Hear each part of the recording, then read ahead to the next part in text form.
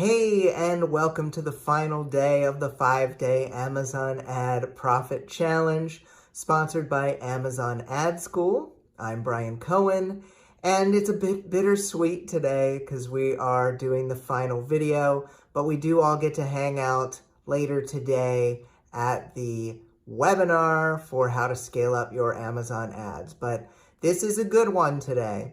I talked about how profit is the number one statistic to know about your book, and conversion rate is number two. And conversion rate has a major impact on whether or not you profit. So today we're going to dive into figuring out conversion rate, even if your book is in Kindle Unlimited. It gets a little more complicated, but we have gotten this far. We can figure this out together too. So why don't you jump on into today's video? Welcome to the fifth and final video of the Amazon Ad Profit Challenge. It's been great to have you here. Thank you for watching how to understand conversion rate and make your blurb as good as your copy. Now, the first slide of the first video talked about how profit is the key. Well, the key is still profit. That hasn't changed. We're obviously in this for the art. We're in this to educate. We're in this to do one of many things. But we're also in this to be a source of reliable income for ourselves. And if we've had any life changes during this time, then hey, we probably want even more income from our books. And this challenge has focused on you understanding profit and having the tools to be able to calculate profit and for you to be able to run the ads, which can hopefully make you earn more profit. And once you can tell by clearly reading the information, even though Amazon Ads does not always share the best information, once you can tell if a book or a series or a standalone or a funnel, if you do nonfiction books to a course or something, is profitable, then you're going to know that it's worth running ads to. So knowing that is so powerful. And now you can stop with the guessing, stop with the feeling, stop with the, I think I need to do this, I feel like I should change this. You don't need to do that. You can just look at the data that you've collected through your ads. And then you'll know. You will know what steps to take next because you can read the data. Now, what if ads don't work for my books? That's a question I imagine some of you who've earned a loss or some of you who have other books that you don't think would work for this. That's a question you might be asking, but I want to give it a tweak. I want to spin it a little bit because there's a slightly different way to look at this question that could make you think differently about all marketing, not just Amazon ads, all marketing for your books. What if my books don't work for ads? So I switched it. What if my books don't work for ads? It's not that ads generally don't work. What if the books I have don't work for ads? It is a subtle change, but it's an important distinction to make because nearly all books and series can profit from ads, but you might have to tweak the books to make it possible. What if my books don't work for ads right now? But what if I can change those books to make them work? I want you to think about that for today because experimenting with changes to try to turn a book profitable is part of improving your conversion rate, which we'll go into today. Now, bear with me, this is theoretical, but if any book with a certain type of tweak or a certain number of tweaks in the marketing, in the sales page, or even within the book itself, if any book can theoretically be tweaked to go from loss to profit, then any and every book, theoretically, could be changed into being profitable. Any book you've put out could be tweaked into being profitable. And that means that if you can do that to some or all of your books, you might decide this one's more profitable than by 10 times. I'm not even going to worry about the other ones. That is fine. but it means that if you only market books that are ready and could be profitable, then any money you spend on ads could result in a positive return. And while it'll take time and money and effort to strengthen the conversion rate of your entire catalog, when all of your titles are profitable, or all of the titles that you market to are profitable, you can slowly increase your earnings and keep reinvesting in your own books.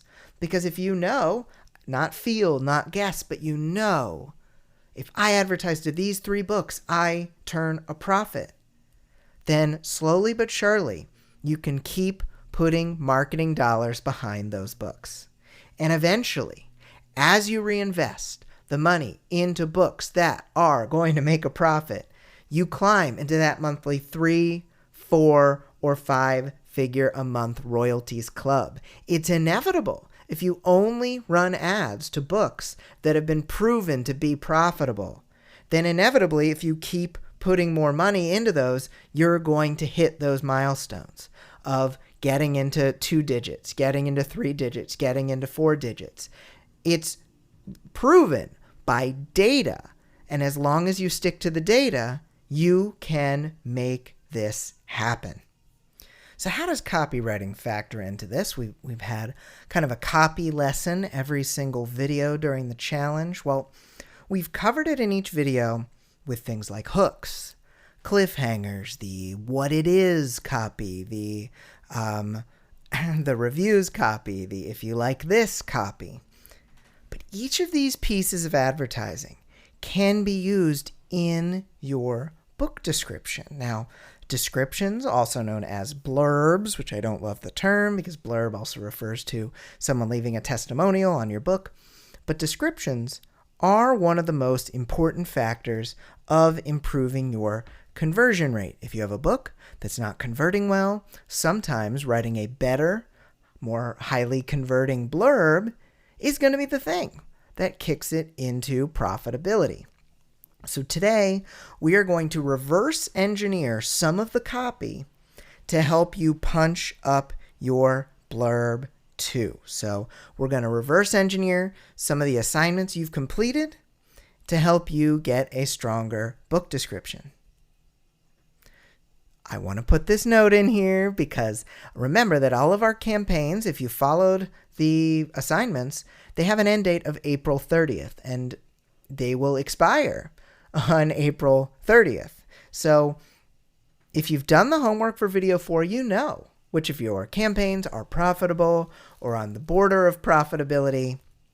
So if you say, I know I want to continue these campaigns, this is a good opportunity. You can pause the video right here, go click on the date for each of your campaigns, move that forward 2 to 4 weeks in the future, and then leave yourself a reminder to change them then as well. Now, obviously, I'm not your mom. You can pick whatever end date you want, but keeping things short, 2 to 4 weeks into the future, is a good way to get Amazon's attention on your campaign.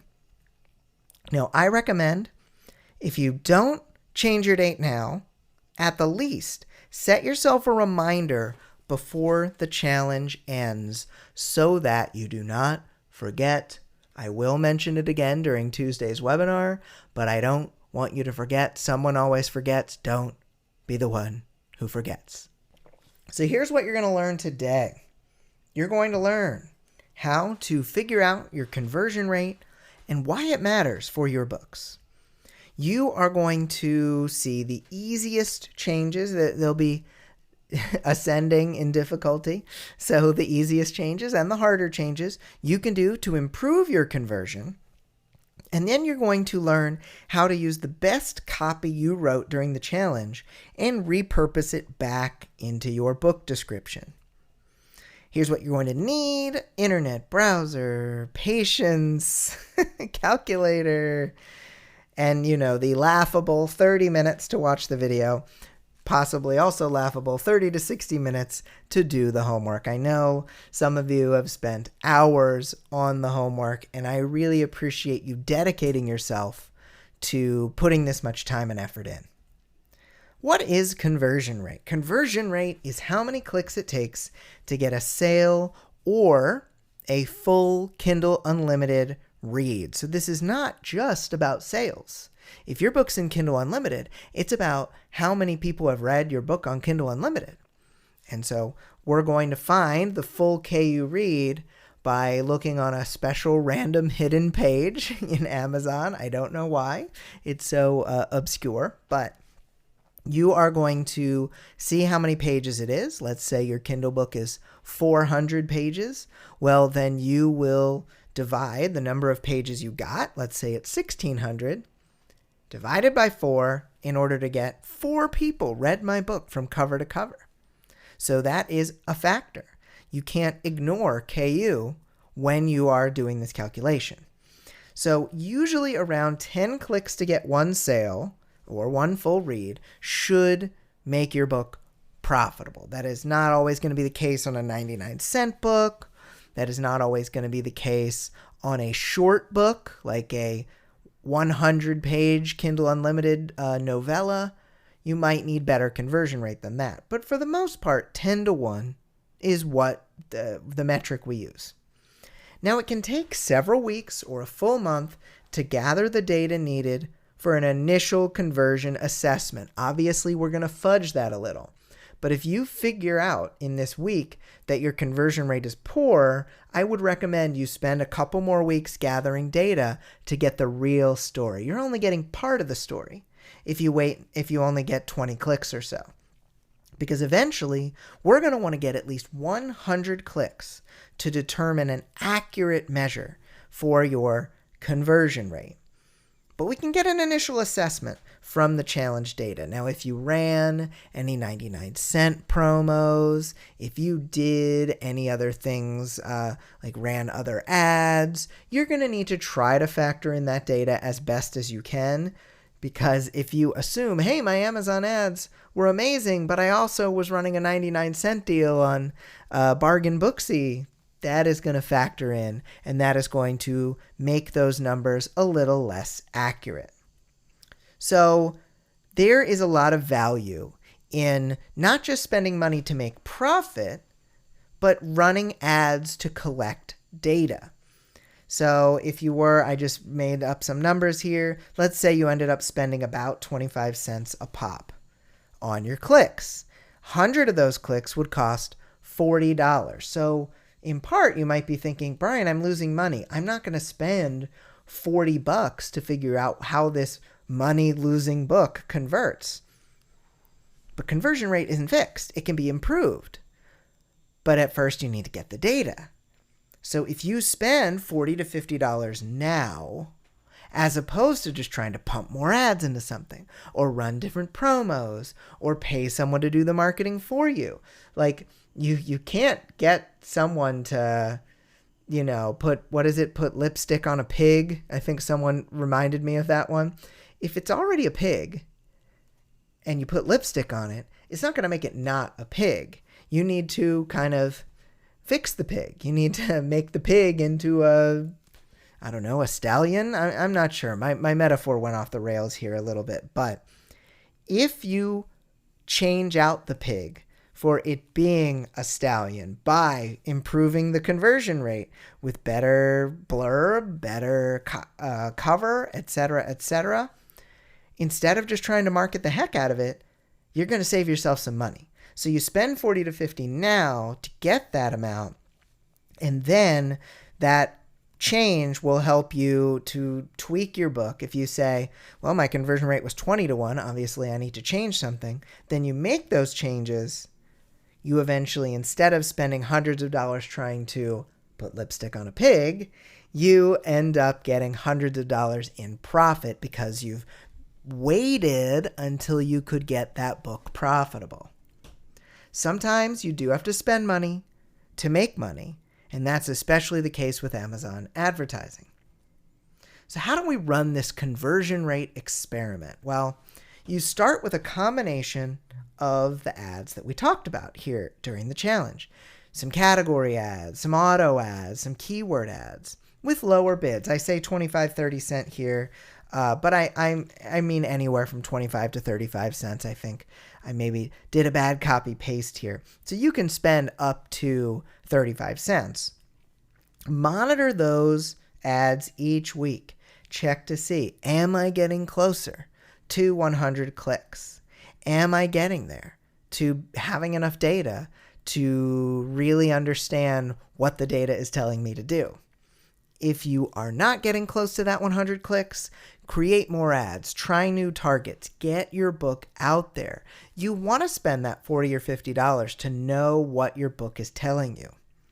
Once you hit 100 clicks and you see, hey, is my profit there? And if it's not profitable, pause the ads, check the profit, check the conversion.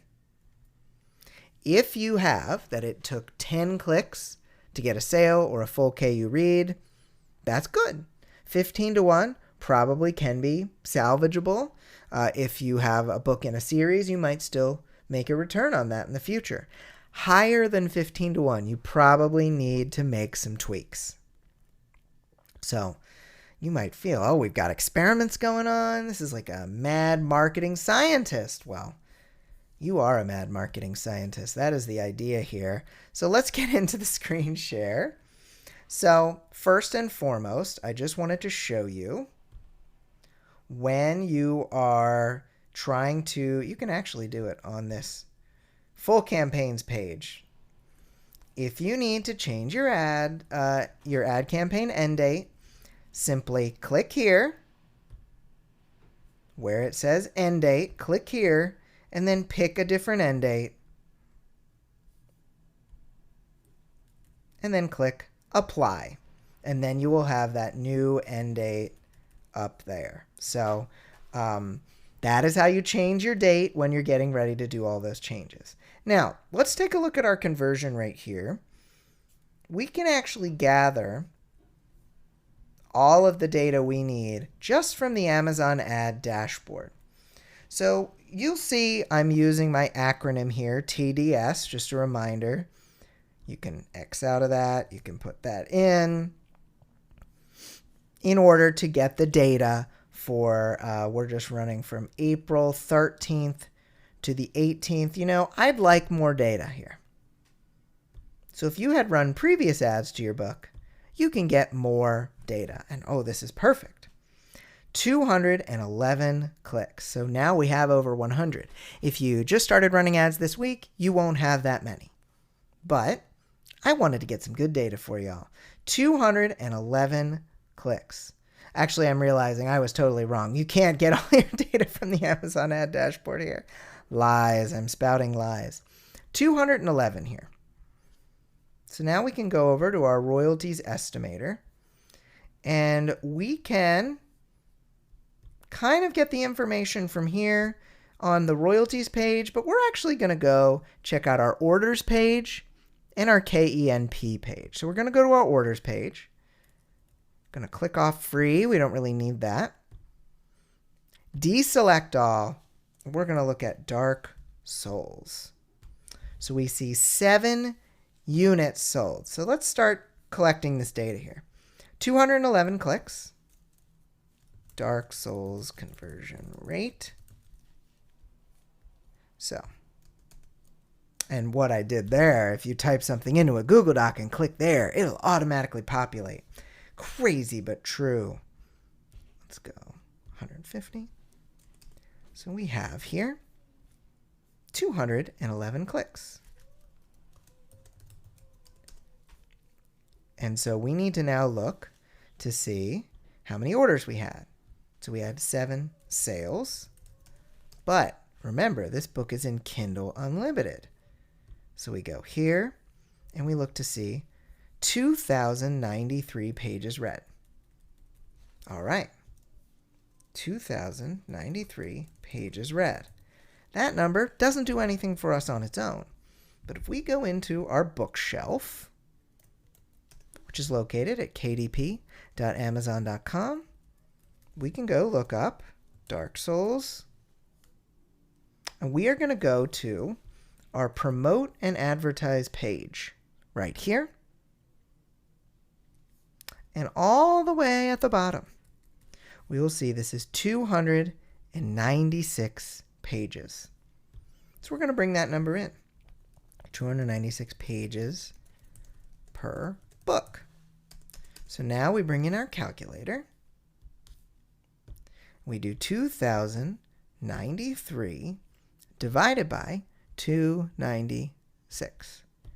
That gets us 7 and change. So we basically had 7 full KU reads. So we had 7 and 7. 7 plus 7 equals 14. So that's 14 sales and pages read combined together. Now we take that 211 clicks. That's how many clicks we got to this book. We divide it by 14 sales. And that's going to get us our conversion rate for this month. 211 divided by 14 equals 15.07. So that means it took 15.07 clicks for someone to buy or borrow our book. Clicks per sale. Now, like I said, a conversion rate of 10 to 1 is best. You want it 10 to 1 or lower.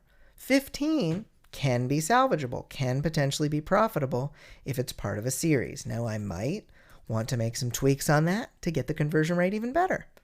It's up to me. But not everything needs to be tweaked. Some are really good on their own. Let's see. We already know Sizzling Synopsis was pretty good for the conversion rate. So let's do grades 7 and 8. This is my workbook. And we had a lot of clicks this month, 556. So we'll go into grades 7 and 8 workbook. We had, and this one's not in Kindle Unlimited, 556 clicks. For the month, you can always double check. Yep, this is the month of April. Now we're going to go into the orders page. We're going to deselect this book. And we're going to select this book. We had 132 orders of this book. 132 sales. So it's not in KU, so we don't need to add that in. 556 clicks divided by 132 sales equals our conversion rate for this book. 556 divided by 132 equals 4.2 clicks per sale.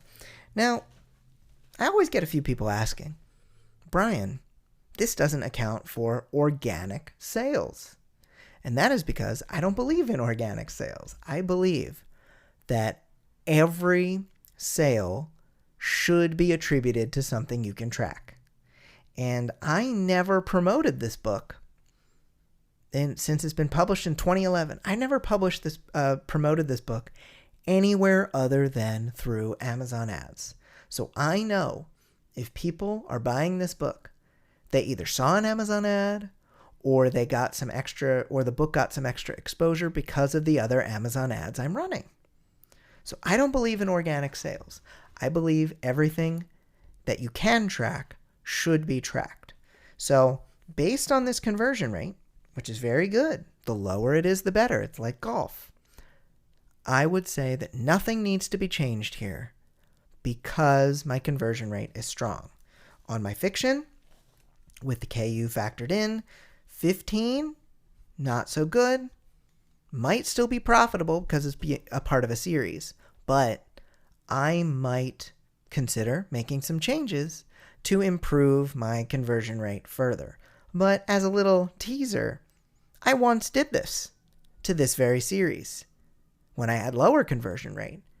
And during the next screen share, I'm going to show you some of the things I changed. So, how do you improve conversion rate? Well, the easiest way you can improve conversion rate is by changing your price. If your price is too high, making it lower will improve your conversion. Here's the no-brainer. Add a subtitle.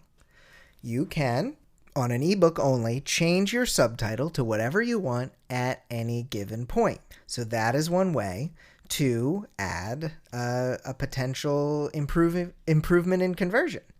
Now, on a paperback, you would probably need to republish because the ISBN of your paperback is associated with that subtitle, not so much with an ebook. What's the simplest way? Well, a better book description, because copy tends to be your closer for getting people to buy your book. Having that better is a pretty simple way to deal with it, whether you're writing it or someone else is writing it. The toughest, people struggle with this.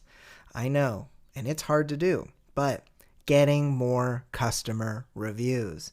It's a real challenge, and a lot of people are trying to get a lot of reviews for a lot of books. We're going to go over strategies on all of these in just a couple minutes.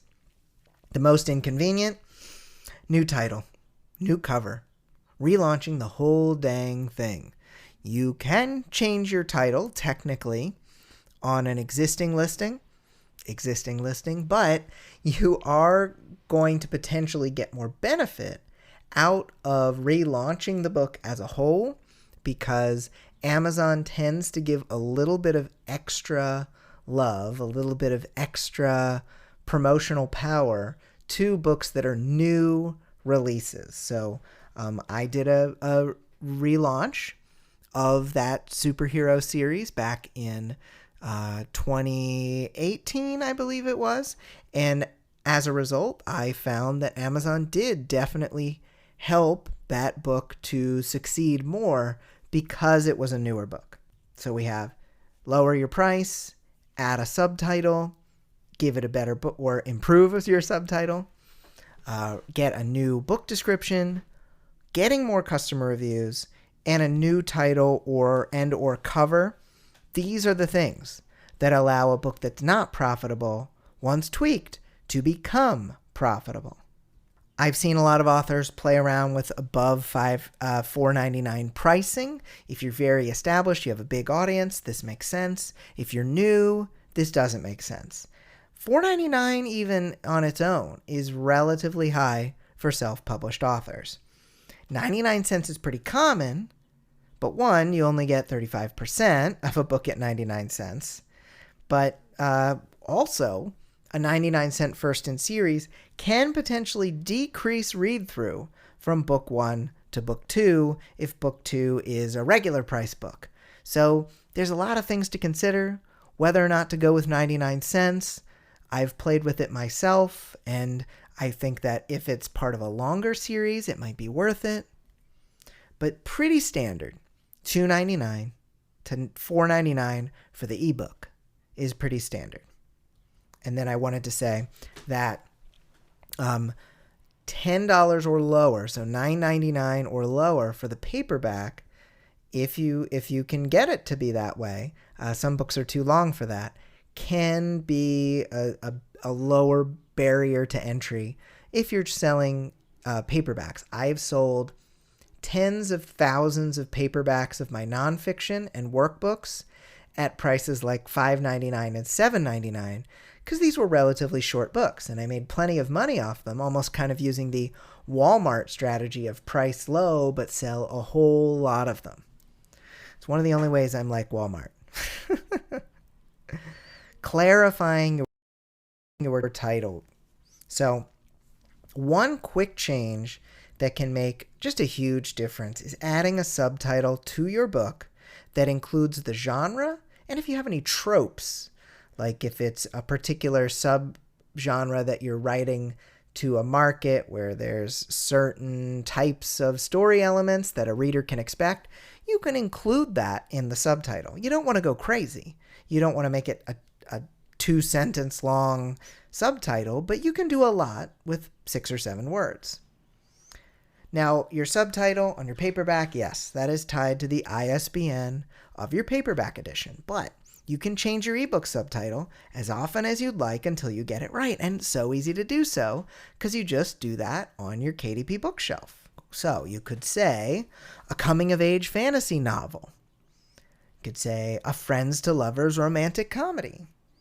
An Amazon Ad Challenge lit RPG novel. It's like if you're stuck in the challenge and you need to fight your way out by creating Amazon ads. Okay, I'm just being silly here. But that is the kind of subtitle. It's a trope, genre or subgenre, and then type of book. So novel, novella, etc. Nonfiction examples. In nonfiction, you're really going to go more in the keywords direction. So for my book, A Sizzling Synopsis, it's a step-by-step system for enticing new readers, selling more fiction, and making your books sound good. So I am jam-packing it with keywords that a author, who would be my target audience, would find enticing. So I recommend, if you're writing nonfiction, especially instructional, how-to nonfiction, this is what I would recommend. Boosting your blurb. So you start the blurb with the hook, which we went over, which is a combination of your conflict, what the author wants, not author, not reader, protagonist, what the protagonist wants. You can tell. I've recorded a few videos. You can, I was going to say in my head, you can tell I've been drinking, but that's not the case, only coffee. You start with the hook, conflict plus the cliffhanger. So what the protagonist wants, what's in their way, and what could happen if they don't get what they want. Then you're going to continue with a synopsis in fiction. So this is going to be the next 2 slides. I'm going to cover this more in depth. And the synopsis really gets into the character's emotional journey. Then you end that synopsis with the cliffhanger, which is going to be a little different from the cliffhanger you used in the hook, but the cliffhangers that you created for the video number 4 homework, you could repurpose that. Next comes the selling paragraph, which, lo and behold, combines the what it is copy with the if you like this copy. That's what the paragraph is. It's those 2 sentences. And then you conclude with a call to action, which I also explain on the next 2 slides. So it goes hook. This is for fiction. I will tell you nonfiction in a second. I know you nonfiction people are like, when is he getting to the nonfiction? Hook, synopsis, cliffhanger, selling paragraph, call to action. That's how we write it at Best Page Forward, and that's how I recommend you write it at home. So for the synopsis, we usually write about 7 sentences or 10 sentences if the blurb is romance or 2 point of view mystery or fantasy or what have you. Paragraph 1. Where is the character emotionally? And so that takes 2 sentences. Where are they right at the start? Where are they in their day-to-day life? And then the inciting incident. What happens to kick off the action? This paragraph gets repeated if you have 2 points of view, like a romance. Where is the second character emotionally? Where is the second character in their day-to-day life emotionally? And the inciting incident that changes everything for that character. Paragraph 2. Where is the character emotion? Or it would be 3 if it's in a romance. Where is the character emotionally now? What are the obstacles? What's in their way? What will happen if he or she doesn't get what he wants? So in a 2 point of view, the characters are combined in this one. But in a 1 point of view book, it's these 3 sentences. And then we end with an ultimate cliffhanger, like the cliffhanger that you used in your copy. What are the ultimate consequences? Death, love, or enlightenment of the character not getting what he or she wants. Now, some things to avoid. A long wall of text. You want some paragraph breaks in there. More than 1 comma per sentence. We want to keep it lean here. You don't want to repeat words. You don't want to make typos. And you need to keep the stakes high. You need to keep them kind of simmering at this. Maybe it's not all death, love, or enlightenment the whole way through, but you need to keep the tension up. You need to keep the momentum going. That is essential in these fiction book descriptions. So improving in these areas can get your blurb from a D to a B if you're not very experienced. Just focusing on these can help you in a big way. Now, you may need an expert to get from a B to an A, but a B book description is still going to convert better than a D. So you want to keep working on it until you get it really, really strong. Now, I will remind you here, you don't need to do any of this if your book is already profitable. You don't need to tweak anything. I've had authors trying to tweak things or get new descriptions when their conversion rate is 2 to 1. No, don't change it if your conversion rate is already really good, because you don't need to waste the time on this when you should be creating more ads. So just a little aside there. The call to action.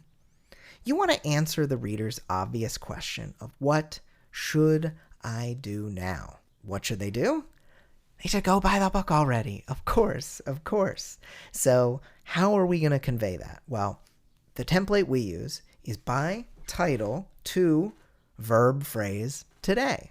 So buy coffee and cliffhangers to wake up a thirst for entertainment today. Now that one's a little bit silly, but you could make that verb related to your book. So buy, publish, or perish to watch a detective solve a mystery today. So the verb there would be to watch and solve. So you use whatever makes sense in your book. And if you don't want to use the word buy, that's fine, but that is what we recommend. You could use words like explore, unlock, etc. So this goes at the very end of the description, after the cliffhanger, after the selling paragraph, right at the end, just to tell the reader exactly what they need to do to take action. So for nonfiction, here's the order. Hook. Then you're going to establish expertise. Then you have your synopsis. Then you're going to have a bullet point list of 5 transformational benefits. Then your selling paragraph. Then your call to action at the end. So a lot of it is the same. We just have a couple of slightly different pieces here that aren't in the fiction blurb. So establishing expertise. This is kind of like your resume about why a reader should trust you. So 10 years of experience, or if you don't have 1,000 cases of working on a thing, or you don't have years in the business, just say that you're an author. After all, the word authority starts with the word author. So you just by having written this book, you already have authority. So just use that. Synopsis, how the information is conveyed. So this is really what is the book comprised of? So is it case studies, or is it examples, or is it anecdotes? You share how that information is conveyed in the book over the course of a couple of sentences. So you don't have to go long into this. You just have to tell it like it is, and then say what the readers are going to get out of it. So the transformational benefits go into the emotional component, as we talked about in video number 4. This is just about what you learn on the surface level. So if it's a getting out of debt book, it's about getting you out of debt. So everything else, the hook, the benefits, the selling paragraph, the call to action, are the same as what you created for your copy homework. And I always recommend for nonfiction authors, go check out the synopsis for my book, How to Write a Sizzling Synopsis, because I use the formula in action. So let's go back into customer reviews. If you need to get more, if you only have 2 or you only have 0, then you can use services like Story Origin, Hidden Gems, and Booksprout to try to find some more reviewers. And sometimes just running ads will get you more reviews. Running ads at a loss, maybe your book is only break even or it's a loss, to get more readers and reviews. It's a slow but effective method. I've had students who've run ads on books from 2014 or earlier get new customer reviews on books that have been published for 6 years. And so you too can run ads to get more reviews, which might take a little time to improve your conversion rate, but that is another way to do it. You can also hunt down reviewer info through sites like Author Marketing Club or Book Reviewer Targeter. These can lead to direct reviewer connections. So these sites have compiled lists of reviewers in particular genres who you can reach out to. Now, both of these services come with a fee, but these are really helpful. I used, personally, Author Marketing Club's Reviewer Grabber in order to get over 200 reviews on my first novel. So it's definitely worth it. Now, it takes time, but it's worth it. Building up a street team of potential reviewers, in my opinion, is the best long-term method. So growing that email list to get more reviewers is going to be your best opportunity for long-term success. So this is when you have a whole separate email list just for reviewers, and you reach out to them before, during, and after launch time in order to get them to post reviews. You give them the books for free in order for them to post reviews. Now, there's a lot of information out there about building your email list. Definitely recommend reading a book or two on the subject if this is the direction you want to go in. The right title, the right cover. This, I think I listed this as the most annoying and inconvenient way. Look, sometimes you try to get too creative. Sometimes you try to get too clever.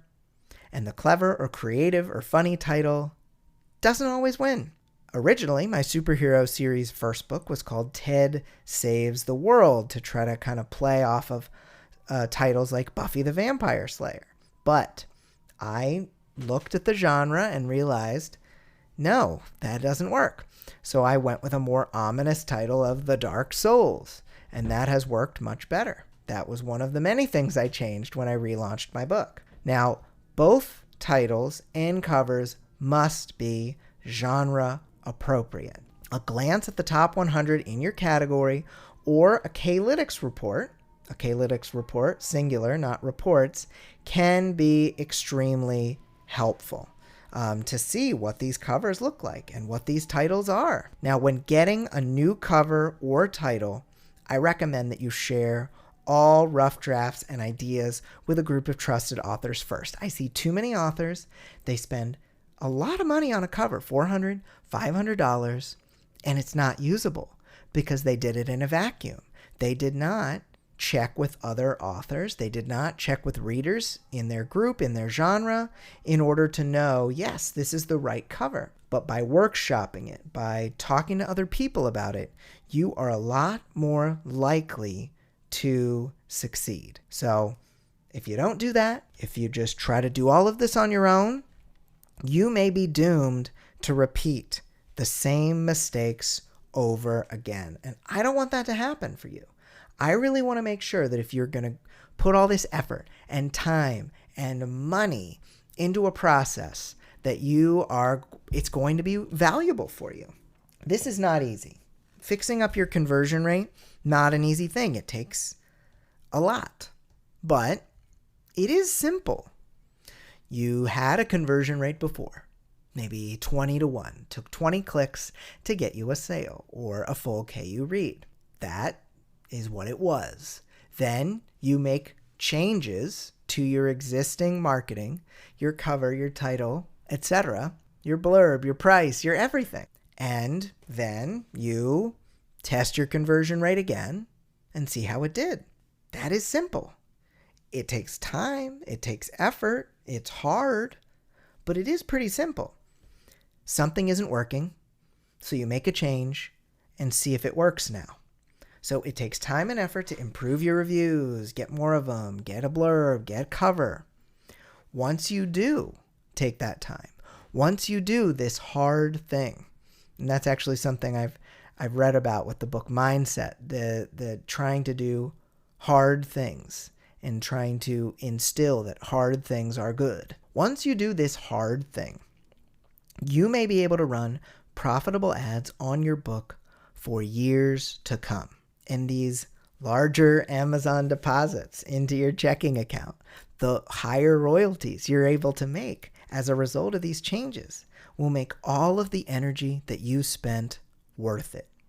Now, you might say, I'd like to see how a page can transform. I am on it, my friend.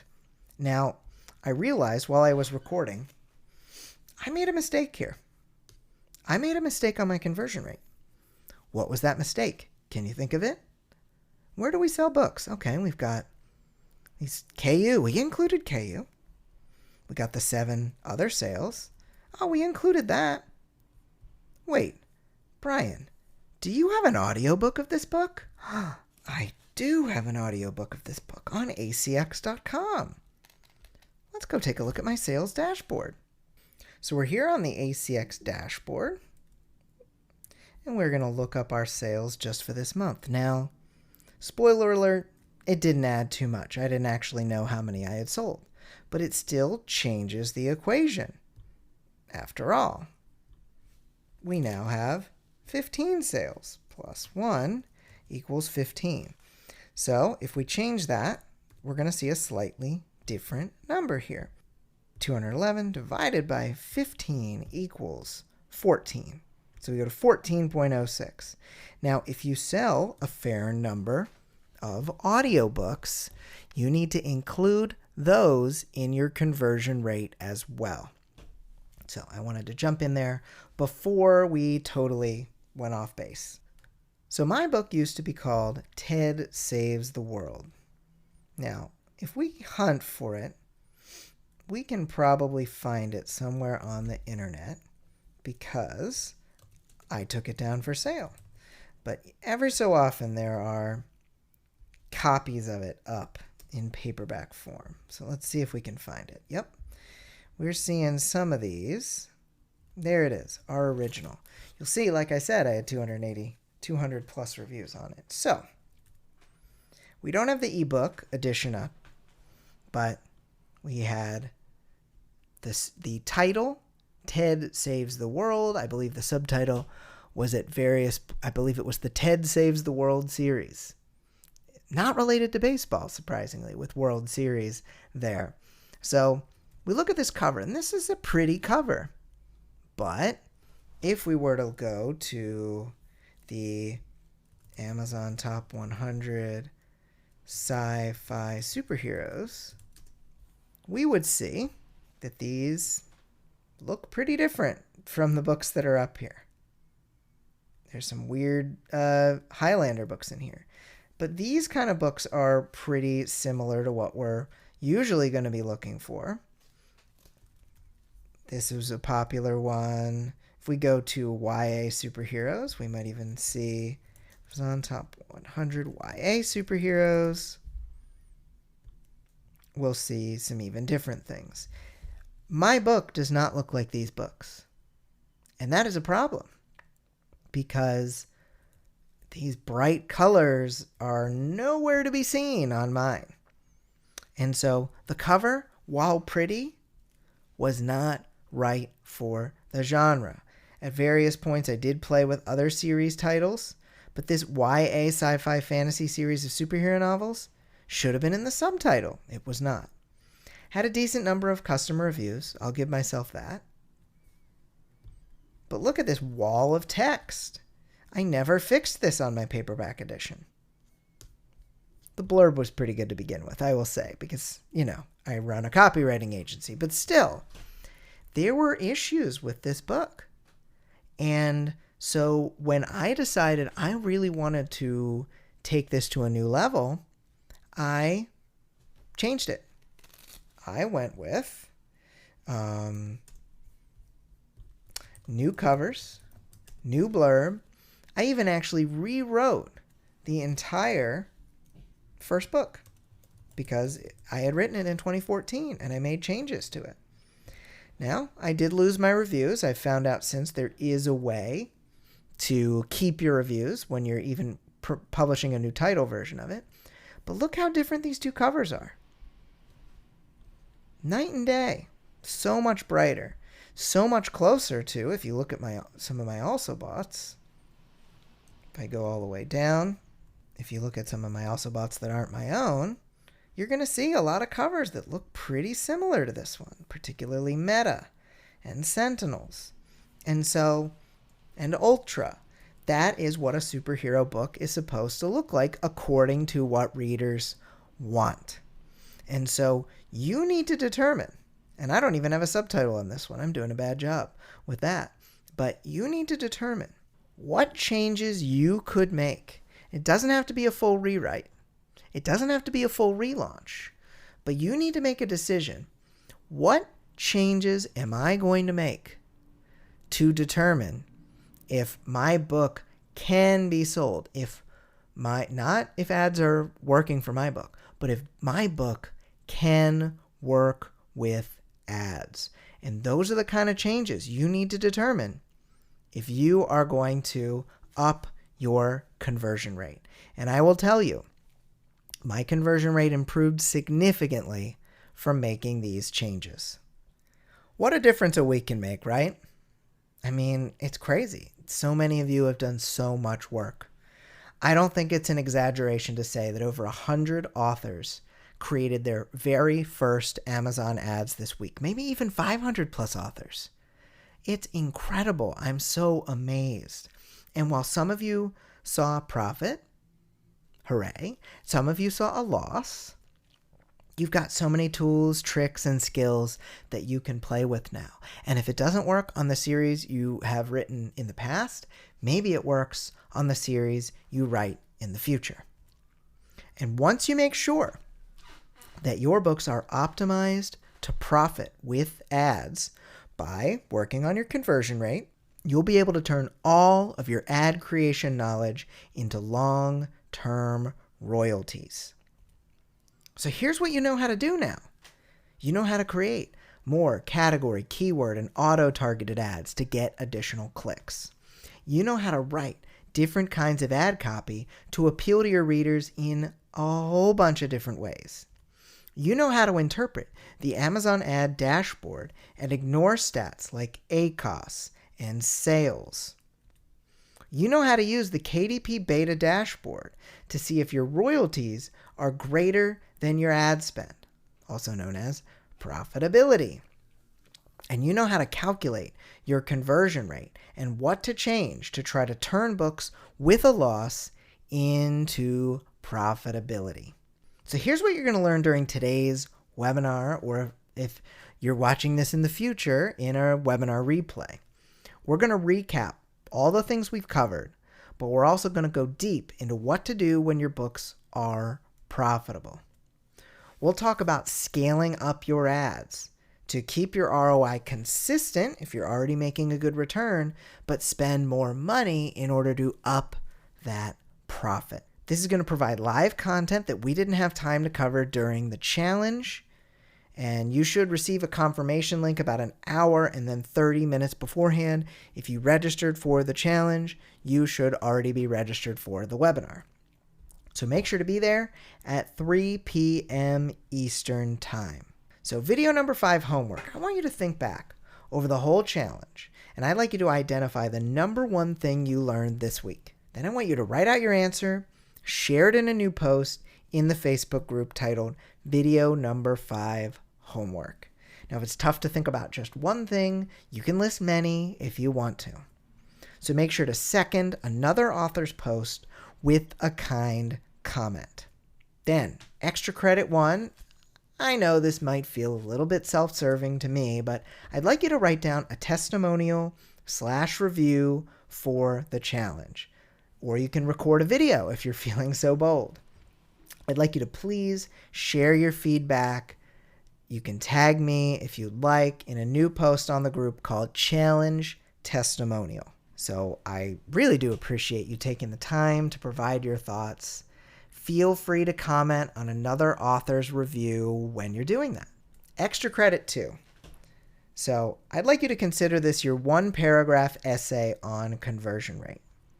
So what kind of data would you need to collect to figure out your book's conversion rate? What would you need to do? What would be your procedure? What changes do you suspect you'd need to make to your book to improve that conversion rate? what would your path to profitability look like in the next few months once you gather that data? So these are the kind of questions to answer. You can answer all of them or just some of them. And you can post your answer with the title Video Number 2 EC2. And then make sure to give a little bit of love to your fellow authors. So I'm going to see you today during the webinar at 3 p.m. Eastern in GoToWebinar. I hope you can attend live. There's going to be new info and a special offer. And if you can't make it, I'm going to send out the replay over the week, not over the weekend. I'm going to send out the replay. It's Tuesday? I'm going to send out the replay shortly after. I don't know why it says over the weekend. So I want to remind you, the 5-day Amazon Ad Profit Challenge videos are still going to be up. If you need to catch up, it will remain up through April 27th. But if you'd like to keep access to them for life, you can join Amazon Ad School today. So to keep the challenge going, you're going to get access to my Series Success Challenge. You're going to get access to all of these 5-day challenges and future challenges. So you buy this once and you get all the challenges forever. And in addition, I'll give you these 5 modules, additional modules with additional information to take everything from the challenge to the next level. So go to sellingforauthors.com/April20 to join the course right away. Now, I am just so grateful for you. I know that this is just a crazy, insane time in our world, and I'm grateful that you chose to spend this time, this week with me. And I've loved having you as a part of the challenge. It's been so amazing to see your posts. I'm just in awe. And I do hope we get to continue to work together. Of course, I want to keep giving you ideas and information and helping your ads to do better. But look, I have been honored to have you in here doing the work, getting your results. It's so cool because there is nothing quite like teaching on this kind of scale. To be able to help this many people all at the same time is wild. And just, I'm so thankful for the internet for allowing this kind of stuff to be able to happen. And, you take a challenge without challengers, it wouldn't really work. So I couldn't have done it without you. And I appreciate that you chose to trust me and listen and do the assignments. Thank you. So truly, and from the bottom of my heart, I appreciate you and I thank you for working with me here. It is a dream. It's a treat. It's something I look forward to every quarter. And I'm so glad I get to do this. So I will see you in the webinar at 3 p.m. Eastern today. If it's after Tuesday, I'll see you in the replay of the webinar. That's at 3 p.m. Eastern. So thanks again for being a part of this challenge. It's just one of the best things I get to do. And I sound like a broken record, but thank you. I appreciate you. Thank you for watching the 5th and final video in the 5-day Amazon Ad Profit Challenge. You can still check out the webinar if you're watching this in real time. It's later today at 3 p.m. Eastern. If you're watching this later, there will be a replay sent out for the webinar. But look, this has been a wonderful experience for me. I hope it has for you too. I really love getting to work with you, and if you'd like to continue working with me so I can continue to support you in the coming days, weeks, months, and years with your Amazon ads and your marketing, you can join Amazon Ad School at sellingforauthors.com/April20. But whether or not you join, you know some things now that you didn't know before. And I hope you're able to put them to very good use to earn more money for your books. That is my primary concern here, to help you become more profitable in your author business. And I really appreciate you giving me your time and your effort. And I am just so grateful that you were able to come. So thank you again. This is not the end. I will see you in the webinar, and I will still be in the group up through April 27th, when we will be taking everything down from public access. So I will see ya. Many hugs. I appreciate you, and I will talk to you soon.